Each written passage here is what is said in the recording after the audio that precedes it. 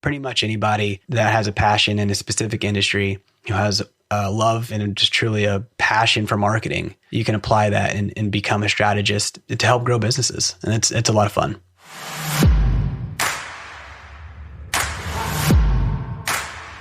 Hello, friends. Welcome to the Millionaire University podcast. I'm Brian Guerin, back with you, bringing you another banger of an episode today. I'm joined by Corey Swann of Strategic Marketing and Execution, and we're going to learn about the incredibly rewarding and lucrative industry known as the fractional C-suite. And more specifically, from Corey's angle, we are going to learn about the fractional CMO, or the Chief Marketing Officer position. So saddle up and get your learning hat on. Let's get after it. My story is probably what a lot of early starting solopreneur entrepreneurial journeys look like, which is I started in corporate and just got my entry-level job. And I was okay with that. I needed to get my feet wet and understand what I was doing in the marketing world with practical experience, which is something that people really struggle with. When I did that, I was walking in, scanning my badge, and I felt my soul being sucked right out of my body. Like as soon as I was sitting down at the computer, 8 hours a day, 9 hours a day, 10 hours a day, and wondering what I was doing with my life. 2 weeks of vacation a year, it just wasn't really fulfilling. Then I jumped to an agency, and man, that was volatile. And not all agencies are, but that one was, and it was really toxic, very political, and it was very, very interesting. And then I failed on my own, which was kind of cool, as I learned so much from that and tried to jump into being a tactical execution person for small businesses, had no idea how much to charge, had no idea what to do. And I see this happening all the time in different groups I'm in now.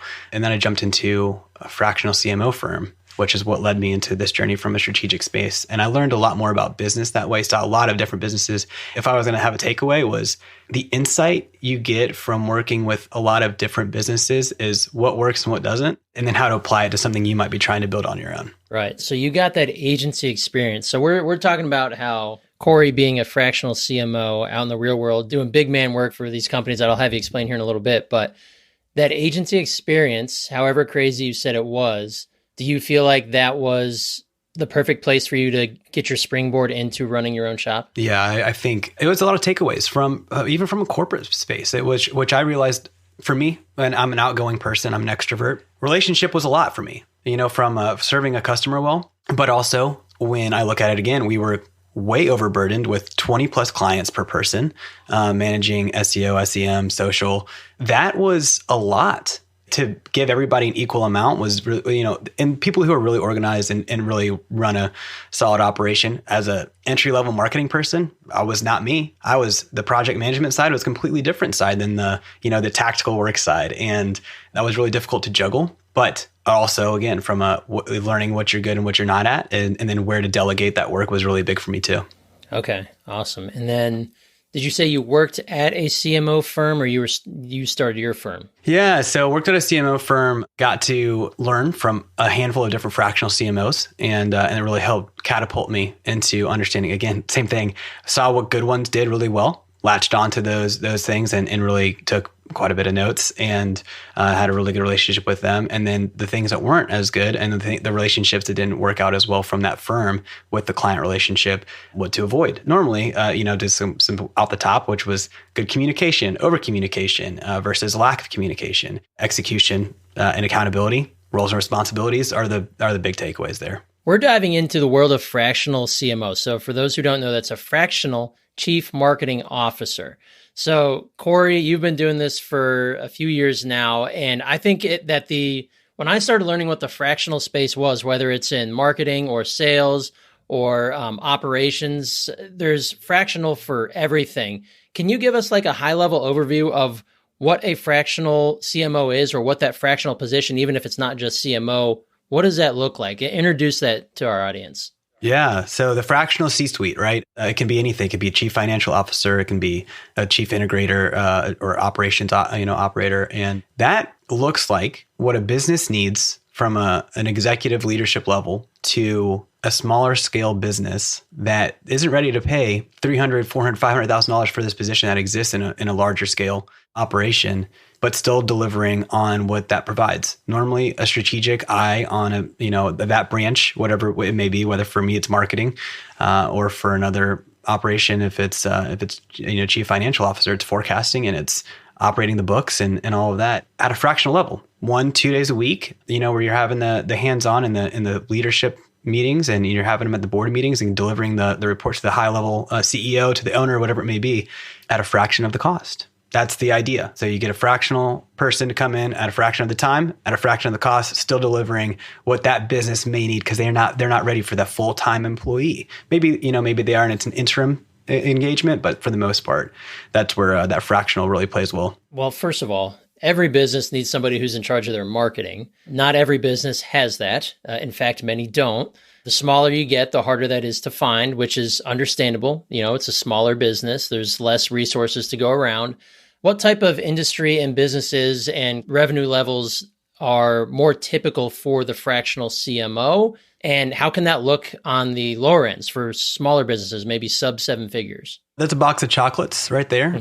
I know fractional CMOs that play with the really big players. The smallest, the one I'm thinking of off the top of my head, is he plays in the 100 mil to $1 billion range. I play in the 1 to 75 mil range, and really it's probably closer to 5 to 75 mil range. But there's people who are fractional CMOs for local professional services that play in the 1 to 5 mil range, and I think that's a pretty good spot. I don't think you really need a fractional CMO if you're below $1 million rev. Chances are you're looking at, I always kind of say like 10% back into the business from a revenue perspective to going to marketing. 10K plus a month is normally the spend you're probably looking at. Otherwise, you're looking more on that tactical side until you get to the point where you want to grow into building out the team from a foundational standpoint. It's kind of hard to pour the money back into the business if you don't have the sales aspect in sight first, and marketing and sales play hand in hand. That's kind of my kickoff spot. The fractional C-suite, and correct me if I'm wrong, it's a burgeoning business, right? It's a fantastic solution for a ton of different businesses of these varying sizes, typically larger, but it makes way too much sense for the business to not engage with a fractional, right? If they don't already have their own internal leader, or even if they do have an internal team. Now, here's a question. Do most of these companies that hire out a fractional CMO, such as yourself, are you now leading a team of internal people they have, or are you expected to come in and bring a team? Or, because I know then that starts blurring the line between fractional CMO and agency. Right. Yeah, that's a good one. There is a conglomerate of different ways that works, or it's a hybrid where there is an internal piece that's already there, and then we hire contractors to execute on strategy where they don't have competency. There are people that don't have any marketing that know they need to start somewhere, hire a fractional CMO to build out their team based on what their budget allows. So it really gets interesting at that point. And a lot of different CMOs have different philosophies on that. Some hire their own agency, or they're partnered with an agency to help execute on the strategy they build out. Again, from a contractual standpoint, if a business is more tight on the financial side and they're looking to not pay for the full-time employee and the benefits and all of that, then maybe they do go the contractor route, and that's totally okay. It really depends on the engagement. Okay. So if you're looking to start your own business, so like you worked at an established agency, you worked under some fractional CMOs, and then you launched your business. Do you recommend that route? Now, I know you can speak from your experience, but is there, for someone who wants to investigate the fractional CMO space or fractional any space further, what would you recommend as a pathway to getting there if you're starting almost from scratch? It is not for everybody.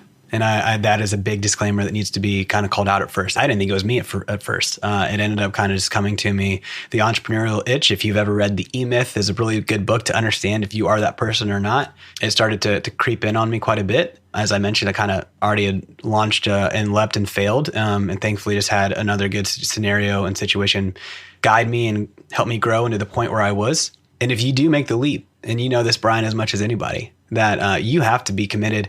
And if you look at it as a get-rich-quick scheme, you're probably going to fail. And you're probably not going to be committed to what it takes to understand that when you are jumping into your own operation, you're in biz dev, you're in the admin side, you're in the financial side, and you're also normally, especially at the beginning stages, owner and operator. And it really, that takes a lot of time, and it takes a lot of dedication and planning. You have to be aware of what it takes to kind of ramp and set your goals, So I started with a checklist. I started with an LLC checklist and talked to a local CPA, got me where I needed to go. It's really been an amazing journey that's grown so much from where I started to where I'm at, where I am today.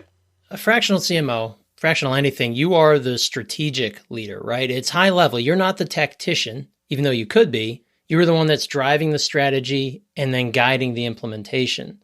So when it comes to getting the experience to be able to drive that strategy, like for me, what I do at my agency and what we do with our clients, we might be borderline CMO because we handle a lot of things that they don't have the time, desire, knowledge to do. And we play in that about just hitting 7 figures to, 1 to 5 million. So we're kind of in that space. But I find that these people, they absolutely need a strategy, and then it comes down to that implementation. So to start getting there, it really just takes experience, right? Whether it's through a traditional agency model, or do you see it as a good way if you were to go out and start your own thing, start small and build that tactical skill, turn it into agency model or a variation thereof, and then work towards that CMO role? Yeah, a lot of them that do it the right way. I don't know if I did it the right way, but that I consider did it the right way. You did it your way. They worked at a company and climbed the corporate ladder to get the 10, 15, 20-year experience, became the VP of marketing at a specific organization, and then decided to take those talents and share them across multiple brands or businesses that were in a niche industry that they came from. That works really well for some people. For me, I just got lucky to work for a business that operated in the fractional space and was able to apply my knowledge that way. There's not a ton of businesses that offer that. I mean, you could become a project manager or a marketing manager at a business that has a fractional model, and then you learn from the strategic guidance of the people that are above you, as is all things. You have a mentor, you have a coach inside the organization that helps grow you into that, if that is your goal. And you have to understand whether or not that is your goal. There's a guy named Clay Travis. He's a big political slash sports commentator. And he always talked about looking at your boss's boss and deciding if that's what you wanted to do. And if you saw them being miserable and making that your mindset is to understand, if I don't want to do that, make that decision now and either change career paths or, jump into something new. And so it's really interesting that's always been my perspective is to understand that piece. What's the day in the life of a fractional CMO like? Can you give us an example? Yeah, sure. I try specifically for me to have client engagements set to specific days. Then you have professional development is normally a weekly item for me. I guess it's not so much on the day-to-day. And then you have the strategy, the accountability, and the execution pieces that you go through. So for me, I use a specific framework that really helps me kind of understand the pulse of what I consider each of my clients going through. And it's we have rocks on a quarterly basis, keeping a good healthy check on those, and then the tasks that are associated with each of those rocks, and making sure that cadence and execution is being done well. So it's a lot of checking in with vendors, with internal team members, and providing help and guidance where needed. Okay. You work for these customers, you serve these clients, certain amount of hours per week. So for one client, is it dependent on how much they want to contract you for? Or is it, hey, my package is you get 5 hours a week, here's what it costs, and then we run with it? Or is it totally case dependent? So yeah, we definitely have package pricing. And I think that varies again from the level of the client that you work with. Then you have to definitely adhere to what your target market looks like. And it also depends on the packages that you want to offer to different clients. So that can range from half a day to a 2-day engagement per week, obviously scaling on that time. Or it could be something where you're more of an interim CMO, which is actually more of like a full-time CMO on an interim basis. Some people try and go that route when they call themselves fractional CMO as well.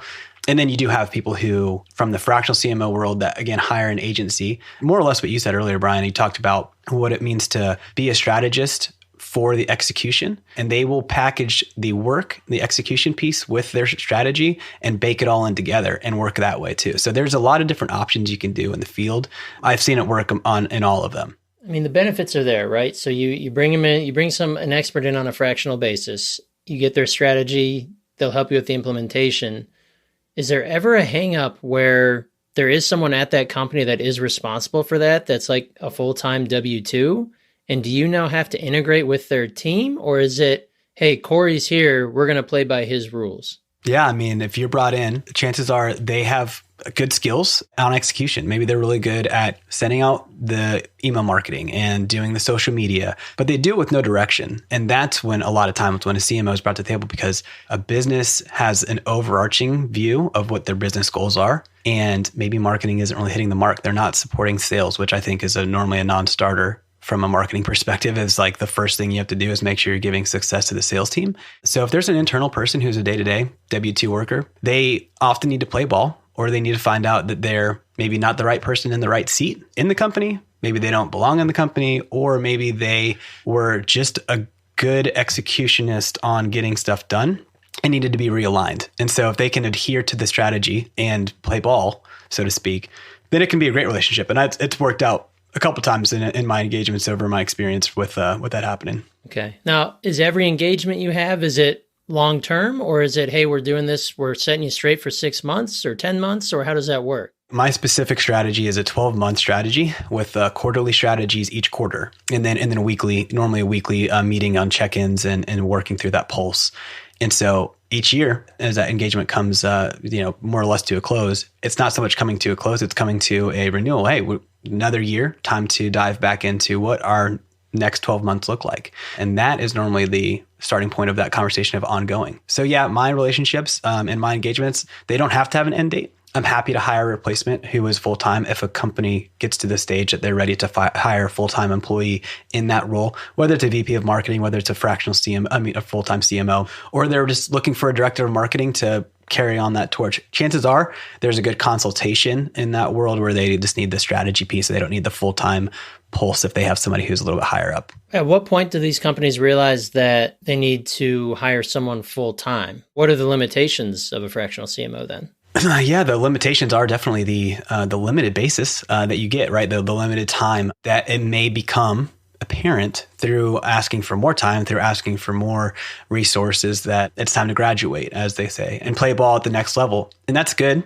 It's a good thing. That means you're scaling at a really good pace. And it's really important to identify that, because when you've established yourself as a brand, the strategies can almost build themselves as you start to expand into deeper relationship with your client, your customer base, whether it looks like account-based marketing, really targeted and segmented intentional marketing pieces. That's where it gets really, really fun. But a lot of times it takes a little bit more hands-on experience with that too. Okay. And then does it matter if these businesses are B2B versus B2C, or does fractional CMO have a role in either type of company? It matters in the engagement with the leader, the fractional CMO that you're hiring. So yeah, you definitely want to play in a field where they have experience. If it's e-com or if it's SaaS, healthcare, those are really specific niches. You probably want to get involved with a fractional CMO or marketing leader who has that background. You don't want to necessarily hire a B2B fractional CMO to run an e-com business. That could get pretty messy because it's a lot more of a different engagement. So for anyone who's looking to, and maybe some of our listeners out there, they're running an agency and they feel like maybe the future of being a fractional, whether it's CMO or C-suite in whatever position they're in, what is the scalability of a fractional CMO business? There's a lot that have scaled up quite a bit. I'll even call out a couple of businesses out there that I've seen scale really well in the fractional CMO world. So there's a company out there called Authentic Brand. They're a really big inspiration for me in terms of the way that they go about their operations. And they are a fractional CMO firm based out of Minneapolis. They're scaling. They do a great job scaling. They hire experienced fractional CMOs and they pair them with good fits for their clients. And they cover a lot of different niches, which is a really powerful play that they have. So that's a big scale. And I also think from a smaller level, if you wanted to be more in the solopreneur world, scaling to your personal bandwidth is probably something that will end up happening. And then you can hire strategists to do some of the strategy pieces as long as it has your fingerprints on it upon delivery.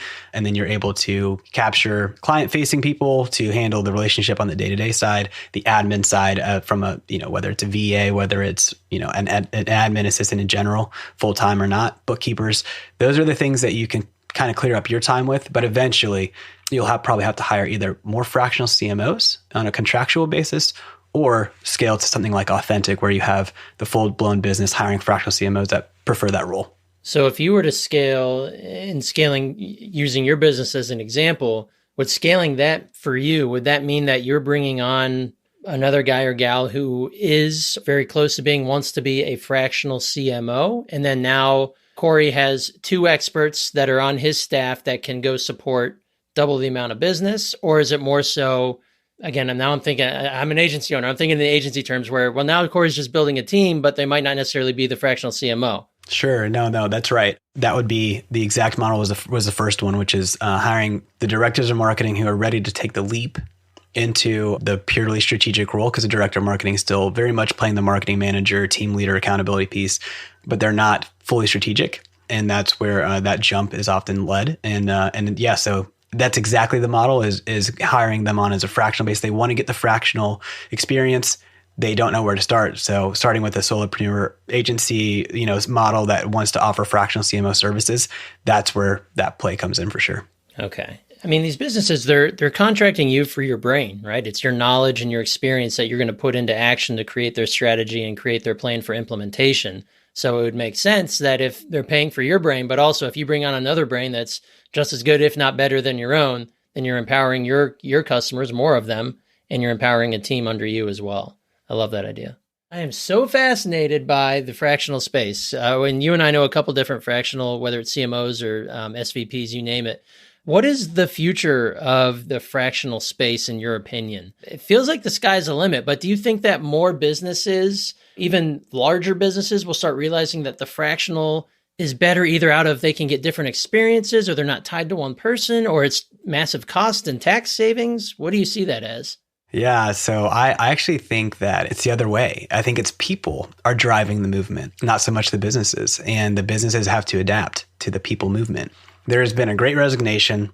There have been massive tech layoffs in the last few years. And that's really opened the field to, I think, the fractional CMO title on LinkedIn. I believe the stat that I saw was 800 to 8,000. Over the last few years. So that's a very large growing market. And I think sometimes people mislabel. I've seen people who are LinkedIn experts call themselves fractional CMOs. I don't think that really is their correct title. LinkedIn expert was a lot closer than fractional CMO. But I see so many different fractional groups in networking and in collaborative efforts popping up. And so for me, that just tells me that the field is growing. And that also means that businesses are becoming more comfortable hiring in those spaces. And, if they were already hiring agencies, which has been around for a little bit longer than I think the fractional CMO term has and across other fractional worlds, they've already been purchasing in fractional. But now this title is really kind of hitting the ground and running truly. So the question that I feel like, that I always have, because I'm always trying to build my business.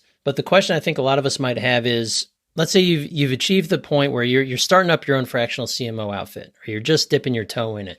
How do you go about finding the right clients for you? Whether, tactically finding them, but also defining who it is that you as the fractional CMO want to work with if you don't know already? It's a great question. And actually one I've thought about a lot recently, and it's to say yes early to things that may not be. Is to say yes to pretty much anything. You're in those biz dev conversations, you're trying to close a sale and it comes down to money, especially when you're first starting off, you're trying to get the experience. The experience is worth more than the money. And then you can sell that experience in the growth that you go through there into the next client after that. And you learn through growth and through hardships, through clients lost, through opportunities lost, through relationships. More than anything, value alignment is a huge one for me. If a company's values are aligned with my values or close, it's going to be a good fit. And then from there, it's what experience do you have? Do you have experience in e-com? Do you have experience in a specific industry, in professional services, in HVAC, in healthcare? And if you can apply that and provide value to businesses in that space, the business comes because of the value that you can provide. How did you find your first client when you first set out as a fractional CMO? Referral. Having a good referral network is one of the most valuable things you can build. It's really difficult early when you're networking with 1 million people at a time. But when you find the people who can provide you the quality leads that you're looking for, the people that you've identified as your target market, then the biggest thing you can do is not to expand that list as big as it can be, but find the ones that are truly the people in the same space who talk to a lot of different people that are in your target market and expand on your relationship with them. That may look like 10, it may look like 30, it may look like 50 people instead of what people end up doing, which is meeting with 150, 200 people a year, trying to figure out where their leads can come from. And they have a 15-minute conversation, 30-minute conversation with them and follow up with them a year later and say, oh, do you got any leads for me? That's never going to work. So understanding that piece is the biggest piece. So referral relationships. And I'm a big go-giver, that's a book by Bob Berg. It's an incredible book. When those opportunities present themselves they're not a good fit for me, but I know somebody who can execute that really well for you, whether that's in sales or in some other department, offering those for free is amazing how much will come back to you in tenfold. Oh, yeah, we could talk about that for days. I mean, give before you get, provide value before expecting or anything on the back end. Go Giver's a fantastic book. Check that out for sure. But just the fact that when you change that mindset, and I've been doing that the last few years of just like, who cares what I need? How can I help you? Right? Then it comes back to you in spades, whether it's in new business or new connections. Typically, it's in new connections that are more aligned to what you have or need, right? And it's one of those things where it's karma's a good thing too, right? You put good out in the world, good karma's going to come back at you.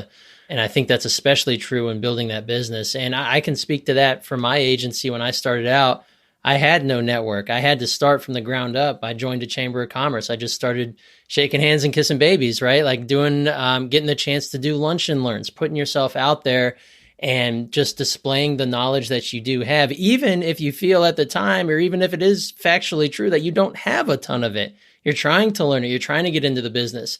But the chances are you are one step ahead of somebody else who is trying to do the same thing.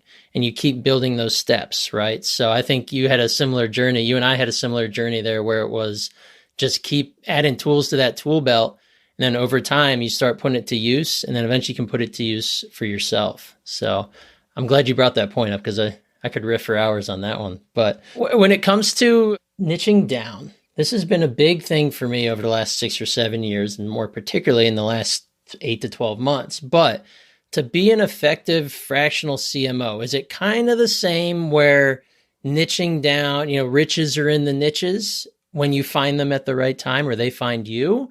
Or is it more so you can be a very, very successful fractional CMO being industry agnostic? What if I said both? Because I truly do believe in the power of a strong sub niche. If you are really deep and great in automotive, then dive in. You know the industry, you can speak to it, you can grow it. And especially if you have a passion for it. As a generalist myself, with a little bit of a B2B and a B2C world, I feel like I'm more of an outlier than I am the rule. There are a lot of successful CMOs that know the power is in the niche. I mean, I know people who are fractional CMOs for nonprofits and that are crushing it. And so there's a spot for pretty much anybody that has a passion in a specific industry, who has a love and just truly a passion for marketing. You can apply that and become a strategist to help grow businesses. And it's a lot of fun. Yeah. And I think it goes to show that niches can find you too, right? Like my business literally in just the last 6 to 8, 10 months here has started niching down into helping high ticket home improvement businesses. But I was industry agnostic for 5.5 years, 6 years.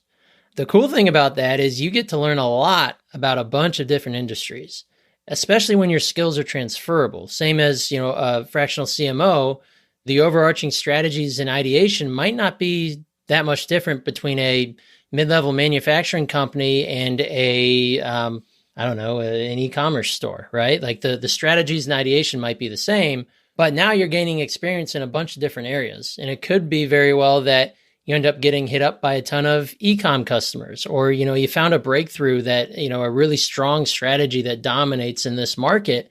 And then you start getting, the word starts spreading that, hey, Corey's really crushing it in this market.